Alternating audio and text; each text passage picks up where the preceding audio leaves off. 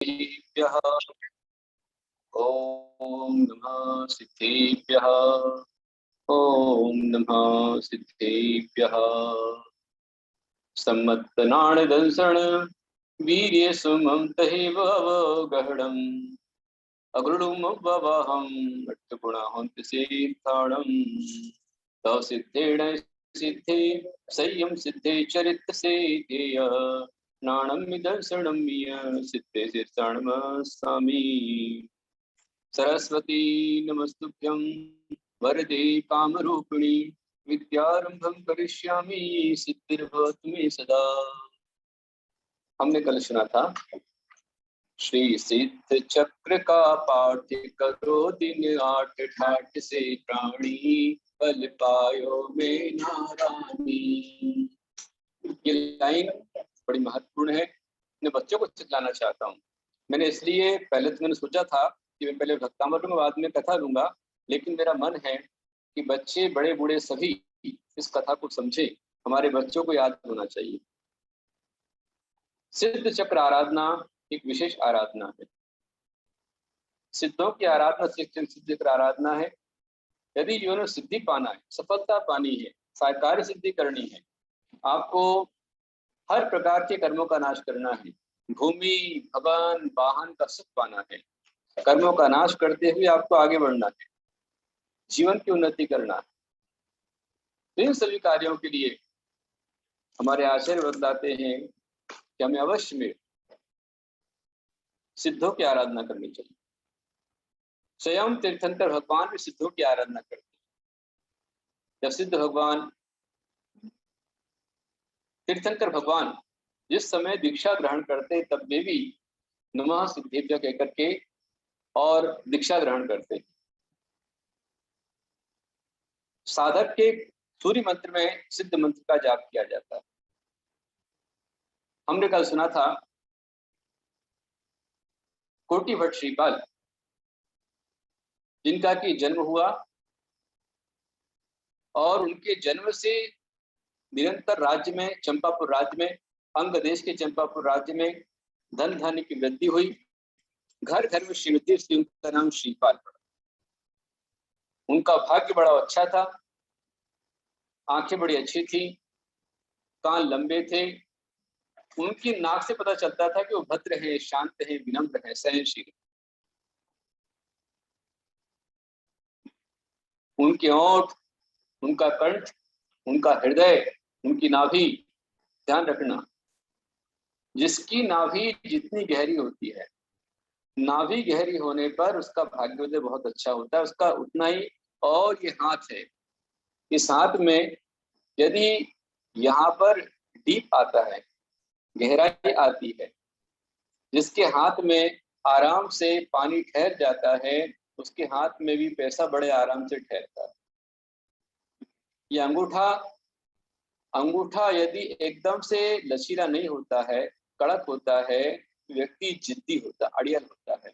और ये अंगूठा लचीला हो, घूम जाए मुड़ जाए, व्यक्ति उदार होता है, समझदार होता है, अंडरस्टैंडिंग वाला होता है, छोटी मोटी समस्याओं को इग्नोर करके आगे बढ़ता है। मैं आपको बताया था ये उंगली यदि बड़ी हो तो उंगली यदि इस जो लाइन से ऊपर निकल जाती है तो व्यक्ति विदेश गमन करता है, अपने स्थान से दूसरे स्थान पर जाता है, अनेक भाषाओं का ज्ञाता होता है, अनेक भाषा वो सीखता है। हमारे गुरुदेव आचार्य महावीर कीर्ति गुरुदेव अनेक भाषाओं के ज्ञाता थे और श्रीपाल इन सब भाषाओं को जानने का योग्यता बचपन से लेकर के आए। वे बचपन से उनकी माँ ने उन्हें गर्भ से ही संस्कार दिए।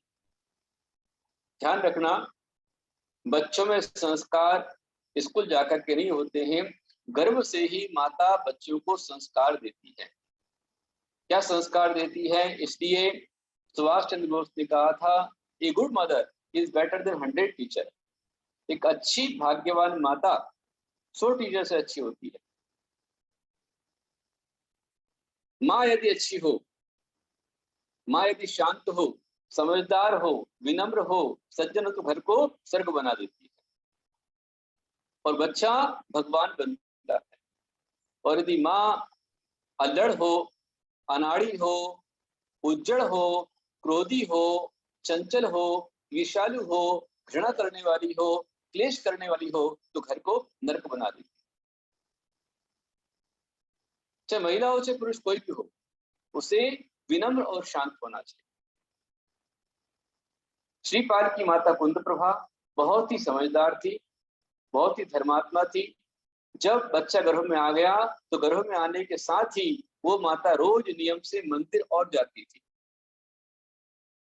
कुंद प्रभा, हरिदमन दोनों कम से कम 5 माह तक कुंद प्रभा ने भगवान का अभिषेक किया। गर्भवती अवस्था में थी, भगवान का अभिषेक किया, गुरु के दर्शन किए, आदि पुराण सुनना, पद्म पुराण सुनना, महापुराण सुनना, ऐसे ऐसे ग्रंथों को स्वयं राजा हरिदमन रानी कुंद प्रभा को सुनाते थे। सिद्धों की भक्ति, सिद्धों की आराधना विशेष कराते थे। ये सब कुछ होते के साथ में जब बच्चा जन्म लिया तो जन्म के साथ सबसे पहले माँ ने जो नमोकार मंत्र था वो मंदिर में जाकर के दिगंबर गुरु के मुख से नमोकार सुनवाया। ये हमारा ग्रंथ है, ये जीवन है। आप जब भी यदि आपके बच्चों को भाग्यवान बनाना है, सौभाग्यवान बनाना, पुण्यात्मा बनाना है, तो मेरा आपसे कहना है कि जब भी किसी बच्चे का जन्म होता है तो जन्म के साथ में बच्चे को गुरु से ही नमोकार सुनाना चाहिए। आप मंदिर लेकर जाते हैं तो 45 दिन बाद मंदिर जब लेकर जाते हैं तो वहां नमोकार मंत्र किसी पिछी कमंडलधारी मुनि, आचार्य, मुनि, आर्यका माता जी, छुलिका माता जी, उनके मुख से नमोकार, यदि आचार्य होते आचार्य से नमोकार सुनाना चाहिए, ना कि मंदिर का पुजारी, ना कि बुआ, ना और कोई महिलाएं। जिसे नमोकार सिद्ध है, यदि वह आचार्य मुनि नमोकार सुनाते हैं तो नमोकार सुनाने से बच्चे को बचपन से ही नमोकार मंत्र सिद्ध हो जाता है। आपने देखा होगा कि जब हम दीक्षा देते हैं तो दीक्षा देते समय बच्चों दीक्षार्थी पर हम संस्कार करते हैं। संस्कार का बड़ा महत्व है। आचार्य कहते हैं जन्म तो जायते शूद्रः संस्कारात् द्विज मुच्यते। जन्म से व्यक्ति शूद्र होता है लेकिन संस्कार पाकर के द्विज बन जाता है, द्विजन्म हो जाता है। तो गर्भ से श्रीपाल राजकुमार पर उसकी माँ के संस्कार थे, पिता के संस्कार थे। माता पिता रोज कभी आपस में झगड़ा नहीं करते। पति पत्नी में झगड़ा कभी नहीं होना चाहिए। बड़ी खराब, जहां झगड़ा होता है वो घर नरक बन जाता है। एक बार पति पत्नी का आपस में बहुत झगड़ा हो गया। इतना झगड़ा हुआ कि झगड़ा होने पर आपस में बोलचाल बंद हो गया।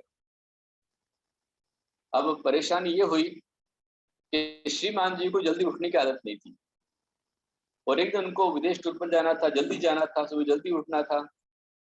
तो आखिर आया वो पहाड़ के नीचे, पत्नी से बात करनी पड़ेगी। तो उन्होंने क्या किया कि बोलो तो कैसे बोलूं, मैं बड़े बाप का हूं। इसलिए उसने क्या किया कि सोने से पहले एक पर्ची लिखी और पर्ची लिख करके अपनी पत्नी के पास रख दी कि मुझे जल्दी जाना है, इसलिए मुझको जल्दी 5 बजे उठा देना। पर्ची लिख रख दी पत्नी के पास में। पत्नी भी कम थोड़ी थी उससे। अब पत्नी आराम से सो गए, फिर पत्नी उठा देगी। लेकिन जब नींद खुली तो देखिए 8 बज गए। 8 बज गए तो वहां पर जोर से चिल्लाना चाहता था, इतने में देखता पर्ची वहां रखी हुई है। पर्ची पे लिखा है श्रीमान जी 4 बज गया है, जल्दी उठ जाइए। मतलब तो दोनों के झगड़े में खेल बिगड़ गए। इसलिए आपस में झगड़ा नहीं होना चाहिए। और पति पत्नी में झगड़ा होता है, गुस्सा होता है, तलाक की नौबत है, परेशानी है, तो हर शुक्रवार को उपाय में कराता हूं, आप निश्चिंत रहिए, आप चिंता मत कीजिए, मैं हूं आपके लिए। हर शुक्रवार को जो आराधना होती है, हर दिन की आराधना, सबसे पहले मन को निर्मल बनाइए। मन को अच्छा बनाने के लिए सोमवार की आराधना होती है। आज रविवार है, कल सोमवार। कल सोमवार को आप आराधना कीजिए, मन आपका एकदम शांत होगा, पीसफुल होगा। मन में शांति चाहिए, हर सोमवार की आराधना कीजिए। उस श्रीपाल को बचपन से अच्छे माता पिता मिले, हरिदमन पिता, कुंद प्रभा माता, उनके संस्कार बचपन से उसको अच्छे अच्छे अच्छे मिलते रहे। और उसकी माँ ने, उसके पिता ने सबसे पहले फिल्मी गाना नहीं सिखाया, अपने बच्चे से पहले क्या बुलवाया? बोलो बेटा, ओम नमः सिद्धम। क्या बुलवाया? ओम नमः सिद्धम। और हमारे आज के बच्चे क्या सीखते हैं? फिल्मी गाने बोलते हैं और माता पिता खुश होते हैं, मेरा बेटा फिल्मी गाना गाता है। अरे उसको एक थप्पड़ लगाना चाहिए। फिल्मी गाना नहीं, पहले भगवान का मंत्र बोलना है तो नमोकार से शुरुआत करो। ध्यान रखना, जब भी नैन मूंदो, जब भी नैन खोलो, जब भी नैन मूंदो, जब भी नैन खोलो, जय जिनेन्द्र बोलो भाई, जय जिनेन्द्र बोलो। नमोकार बोलो बच्चों, नमोकार बोलो। रात को सोने से पहले नमोकार मंत्र, नमोकार से बात की शुरुआत और नमोकार से बात का समापन। रात को सोना है तो 9 बार नमोकार मंत्र पढ़ करके सोइए, और सुबह उठना है तो 9 बार नमोकार मंत्र पढ़ना, सबसे पहले पढ़ना, फिर नींद, हमारी नींद खुली, नींद खुलते ही नमोकार पढ़ना चाहिए। तो ऐसे संस्कार पूरे 8 साल तक कुंद प्रभा रानी हरिदमन राजा अपने राजकुमार श्रीपाल को रोज नियम से मंदिर लेकर जाते थे। मंदिर में जाना, श्रीपाल राजा, श्रीपाल राजकुमार माता पिता से मंदिर जाते थे, भगवान का दर्शन करते थे। मंदिर में जाते ही सबसे पहले निस्सही बोलकर प्रवेश करते थे, द्वार खोलते थे, घंटा बजाते थे, मंदिर की परिक्रमा लगाते थे। अंदर जाने के पश्चात पुनः निस्सही में प्रवेश करते थे और वहां जाकर के भगवान के समक्ष नमो अरिहंताणम, नमो सिद्धाणम, नमो आयर्याणम, नमो उवच्छायाणम, नमो लोहितम बोल करके 5 कुंज भगवान के समक्ष चढ़ाते थे और 3 बार उठ बैठ करके नमोस्तु। बचपन से उनके माता पिता, स्वयं राजा थे हरिदमन, महारानी थी कुंद प्रभा, लेकिन 3 बार उठ बैठकर भगवान को जब नमोस्तु करते थे तो उसको देखकर राजकुमार श्रीपाल भी उनको वंदन करते, बचपन संस्कार पाए। मंदिर में दर्शन करना, भगवान का अभिषेक वो देखते थे, राजकुमार श्रीपाल देखते थे, उनके पिता राजा हरिदमन, माता कुंद प्रभा सोले के वस्त्र पहन करके भगवान का स्वयं अभिषेक करते थे, अभिषेक करते थे, पूजन करते थे। और जब माता पिता को अभिषेक करते देखते थे तो राजकुमार श्रीपाल जो 8 साल से छोटे थे वो अपने माता पिता को बोलते थे कि मैं भी अभिषेक करूंगा, मैं भी कलश करूंगा। तब माँ समझ, नहीं बेटा, अभी तुम 8 साल के हो जाओ, अभी तुम छोटे हो, 8 साल के होने के पश्चात भगवान का अभिषेक कर सकते हो, पूजन कर सकते हो, आहार दान दे सकते। संस्कार बचपन से माता पिता के श्रीपाल राजकुमार को मिले। मंदिर में दर्शन, भगवान का अभिषेक, पूजन विधान और साथ में गुरुओं को आहार दान। आहार दान देने से जीवन का उत्थान होता है, आहार दान देने से जीवन कल्याण होता है। उनके पिता हरिदमन ने अनेक अनेक स्थानों पर जहां समाज बढ़ता गया, उनने स्वयं मंदिरों का निर्माण कराया, मूर्ति की स्थापना की, पंच कल्याण किए, ऐसे अनेक अनेक मंगल लाभ प्राप्त होते रहे। और जब 8 वर्ष का श्रीपाल हो गए तो 8 वर्ष होने के पश्चात उनके पिता ने उपाध्याय को बुलवाया, ब्राह्मण को बुलवाया, जैन पंडित को बुलवाया और अपने दिगंबर जैन आचार्य गुरु के समक्ष ले जा करके अपने बच्चे उस राजकुमार श्रीपाल का मौंजी बंधन संस्कार कराया। क्या कराया? मौंजी बंधन। मतलब पहले तो जन्म होने के पश्चात 1 या 2 साल के अंदर ही जो उसमें रहता है स्वयं पर मुंडन होता है, चौल संस्कार होता है, उसको चौल बोलते हैं, चौल। और 8 वर्ष के बाद में होता है मुंज संस्कार, मौंजी बंधन। मौंजी बंधन के अंतर्गत जो 8 वर्ष के बच्चे हो गए हैं उनके केश विन्यास किया जाता है, केश कर्तन करके, और उनके सिर्फ एक छोटी रखी जाती है, छोटी रख करके मुंडन करके, जैसे आप लोगों ने देखा हुआ है, मेरे साथ जो भी हैं जानते हैं, सांगली में, बाराबंकी में, लखनऊ में, श्रावस्ती में, औरंगाबाद में, बड़ौद में, दिल्ली में, रोहतक में, चितरी में, देवलगा राजा, हम लोगों ने जहां जहां चतुर्मास किए वहां सब जगह बच्चों के हमने मौजूद संस्कार कराए। और ये संस्कार मैंने शुरुआत नहीं की है, आप आदि पुराण पढ़ेंगे, शिव भगवान आदिनाथ ने अपने 101 पुत्रों का मौंजी बंधन किया था, कराया था। स्वयं 53 क्रिया संस्कार में उसका नाम आता है। मुझे खुशी है कि मैंने जहां पर आह्वान किया वहां बहुत अच्छी संख्या में लोगों ने संस्कार कराए। अभी लॉकडाउन है, कोरोना लगा हुआ है, इसके कारण से सब बंद हो गया, नहीं तो मौका मिले तो मैं छोड़ता नहीं। घर पे कैसे करेंगे, अपने स्वस्तिक कैसे बनाएंगे? मुंडन हो, बच्चे हमारे पास में हो, हम उन पर बंधक छिड़के, उन पर स्वस्तिक बनाएं, पूरा मंगल स्वस्तिक बनाएं, फिर उनको संस्कार दें, आशीर्वाद तो आना जाता है उसका। बाकी लोग संस्कार करते ही करते हैं। तो 8 वर्ष अंतर मुहूर्त में राजा राजकुमार श्रीपाल पर मंत्र संस्कार हुआ। दिगंबर आचार्य ने उसके मस्तक पर स्वस्तिक बनाया, मंगल मंत्र संस्कार किए। उसको 8 वर्ष के होने के बाद उसको 8 गुण का नियम दिया। इसका अष्टमूल गुण, 8 नियम सारे बच्चों के होना चाहिए। जितने बच्चे पाठशाला में पढ़ने आते हैं, महिला पुरुष सबके नियम होना चाहिए। क्या होना चाहिए कि 3 मकार, मध्य, मांस और मधु। मध्य मांस में 3 मकार और 5 उदुम्बर फल, बड़, पीपल, पाकर, उमर, कठुम्बर, ये 5 उदुम्बर फलों का आजीवन के लिए त्याग होना चाहिए। ये 8 गुण कहलाते हैं।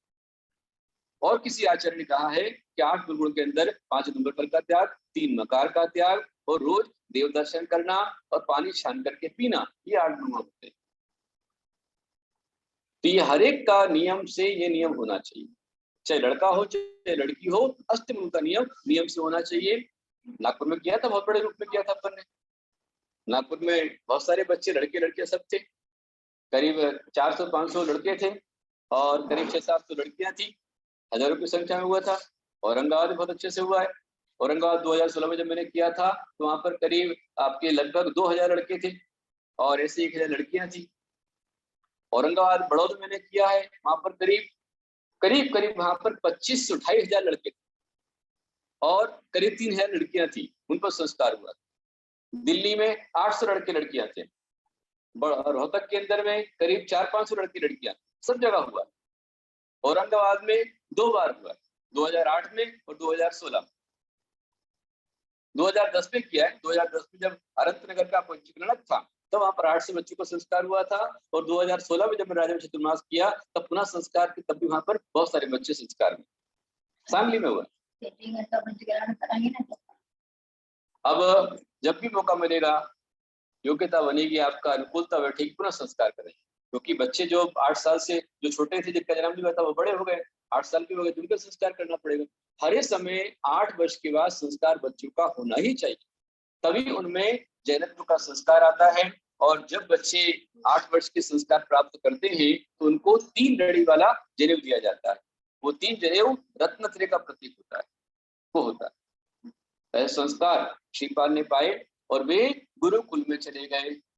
पहले के बच्चे गुरुकुल में जाकर के पढ़ते थे। गुरुकुल में जहां माता नहीं, पिता नहीं, सिर्फ गुरु होते हैं। वहां पर पहले हमारे यहाँ पर ऐसे गुरुकुल थे, यहाँ पर स्वयं दिगंबर जैन आचार्य, मुनिराज, हारिका माता जी, क्षुल्लक और क्षुल्लिका बच्चों को गुरुकुल में पढ़ाते थे। आप देखो, सुसुंदरी कथा सुनो, मैना सुंदरी की कथा सुनो, सबकी कथा सुनो। मैना सुंदरी जो थी वह गुरुकुल में पढ़ी थी, श्रीपाल गुरुकुल के अंदर पढ़े थे। गुरुकुल में गए, वहां दिगंबर गुरु से उनको ज्ञान प्राप्त हुआ। वहां पर स्वावलंबन की शिक्षा मिलती है। जो विद्यार्थी होता है तो विद्यार्थी के 5 लक्षण बताए। 5 लक्षण कौन से? तो कहा काकचेष्टा, बकध्यान, श्वान निद्रा तथैव च अल्पाहारी गृहत्यागी विद्यार्थी पंचलक्षणम। जो विद्यार्थी होता है, यथार्थ विद्यार्थी कौन है? काकचेष्टा, जिसकी एक चौकन्नी दृष्टि हो, एक आंख देखे वो दोनों तरफ चौकन्ना रहता है, काकचेष्टा। बकत ध्यान, जैसे बगुला हमेशा अपनी मछली पर ध्यान रखता है, ऐसे हमेशा पढ़ाई पर ध्यान रखता। श्वान निद्रा, जैसे कुत्ता होता है वो कम सोता है लेकिन हल्की सी आहट में उठ जाता है, ऐसे ही चौकन्ना होना चाहिए। काकचेष्टा, बकत ध्यान, श्वान निद्रा तथैव च अल्पाहारी, बच्चे अल्पाहारी होना चाहिए। यानी उसको भरपेट खा लिया लेकर के फिर बाद पढ़ने का समय आया तो सो गए, ऐसा नहीं। अल्पाहारी, गृह त्यागी, और ग्रह त्यागी होना चाहिए, घर का त्याग होना चाहिए। यदि माता पिता के साथ बच्चे रहेंगे कभी नहीं पढ़ेंगे, कभी संस्कार उनको नहीं आएगा, अनुशासन उनको नहीं आएगा, संयम नहीं आएगा, स्वावलंबन नहीं आएगा, स्वावलंबन नहीं आता उनमें। तो कुछ भी होगा तो माँ मोह करेगी, दादी मोह करेगी, पिताजी मोह करेंगे, कुछ नहीं होगा। बच्चों के लिए कहा है कि लालियेत पंचवर्षाणि, 5 साल तक की बच्चा बच्ची हो तब तक लालन करो, लाड़ करो। 10 वर्षाणी ताड़े, और जिस 6वां साल लग गए 10 साल तक पूरा उसको ताड़न करना चाहिए, कंट्रोल करना चाहिए, डांटना, फटकारना, आंखों में, इशारों में इस तरीके आपकी होना चाहिए कि बच्चा गलती ना करे। प्राप्ति 16 वर्षे, और जब वो 16 साल का हो जाए तो पुत्री मित्रवत आचरे, मित्र के समान आचरण। जो माता पिता अपने संस्कार नहीं देते हैं तो कहा है माता शत्रु पिता वैरी ये न बालो न पाठिता। वो माता शत्रु है, पिता वैरी है, जो अपने बच्चों को धर्म के संस्कार नहीं देते हैं, नहीं पढ़ाते। न शुभंति सभा मध्य हंस मध्य बको यथा, जैसे हंसों की सभा में बगुला शोभा नहीं, इस प्रकार से धर्मात्माओं की सभा में वो संस्कारहीन बालक बालिकाओं की शोभा नहीं रहती। इसलिए बचपन से बच्चों को पाठशाला के संस्कार मिलना चाहिए। आपका सौभाग्य है कि अभी हमारे गणनियारी का आस्था श्री माता जी आप बच्चों के लिए पाठशाला ले रहे हैं, और उस मेरी पाठशाला में छोटे बच्चे भी आ रहे हैं, बड़े लोग भी आ रहे हैं, पर स्थिरता के साथ पढ़ना चाहिए। ऐसा नहीं मोबाइल हाथ में है, यहाँ घूम रहे, फिर रहे, खेल रहे, कूद रहे, पढ़ाई चल रही, ये चंचलता से पढ़ाई नहीं होती है। पढ़ाई इसी तरह साथ में होती है, गुरुकुल में जाकर के ही पढ़ाई होती है। श्रीपाद राजकुमार 8 साल के होने के बाद गुरुकुल में चले गए, और गुरुकुल में जाकर के उन्होंने मन लगा खूब पढ़ाई करना, और वहां पर बहुत सारे काम। गुरुकुल में जो मंदिर था, मंदिर की सफाई करना, भगवान का अभिषेक करना, पूजन करना, और गुरुकुल में जो गुरु थे उनको आहार दान देना, गुरुओं का जो कक्ष था उसको साफ कर देना, बगीचे में पानी देना, गायों को चारा डालना, जंगल से लकड़े लेकर के आना, ऐसे सारे काम गुरुकुल में रह करके राजकुमार श्रीपाल सब मित्रों के साथ में करते थे। ये गुरुकुल के संस्कार होते हैं। गुरुकुल में स्वावलंबन होता है, इंडिपेंडेंट बच्चा होता है। वहां पर ये नहीं खाओ और सो, खेलो और कूदो। खेलना भी है क्योंकि खेलने में रचनात्मकता होती है। योगाभ्यास, प्राणायाम, ध्यान धारणा, मंत्र जाप, स्वाध्याय, रात को गुरु वयोवृत्ति करना, सेवा करना, और सुबह उनको आहार दान देना, उनके साथ जाना, ये सारी क्रिया गुरुकुल में बचपन से 8 साल की बाद में बच्चों को मिलती थी। ये संस्कार, वैसे संस्कार अनेक समय तक राजकुमार श्रीपाल गुरुकुल में रह करके प्राप्त करते रहे, और संस्कार प्राप्त करते करते समय हुआ, अपना भी समय हो गया। गुरुकुल पढ़ने के पश्चात क्या हुआ,